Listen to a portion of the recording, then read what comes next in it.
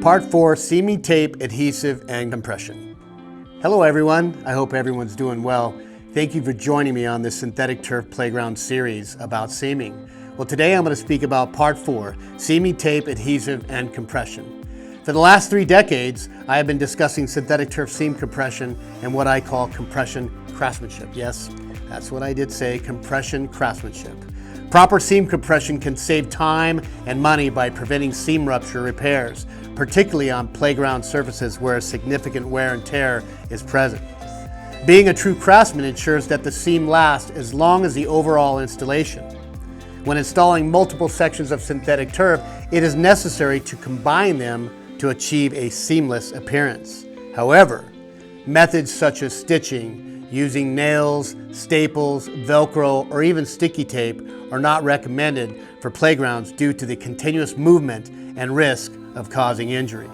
If you do not use a quality adhesive, you may experience seam separation or rupture. Synthetic turf expands and contracts when exposed to direct sunlight or high temperatures, especially over a playground shock pad. This movement is typically due to the flexible nature of the materials used. However, if the turf, seaming tape, and adhesive are not made from quality materials or maintained, they can move, crack, split, and rupture. I recommend using a high-quality seaming tape and adhesive to unify the seams. When applied correctly, adhesives will bond the seam together and prevent separation and can endure the entire warranty period of the turf. When installing seams with adhesive, it is crucial to understand that compression will create a strong bond between the turf's backing and the seaming tape. This will help prevent movement and separation of the seams when kids are continuously jumping and running on the playground surface, especially in hot climates. Adhesive compression allows the adhesive to be forced into voids and capillaries within its adhesive zone and ensures the bonding performance. When the turf is laid upon the seaming tape, the stitch rows on the back of the synthetic turf are elevated above the backing surface, which leaves gaps running along the stitch rows. When the correct adhesive and total compression are applied, the compression will cause the adhesive to fill these stitch row gaps and voids.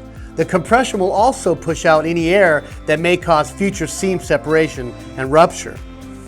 Optimum performance is achieved when the synthetic turf adhesive is applied with the correct tool, at the correct thickness, and even compression throughout the curing process. When securing seams on top of playground shock pad, you must ensure that the seam does not move during its curing process.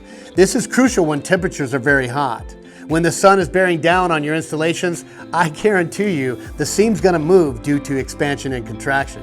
In this case, you'll need to connect, compress, and secure.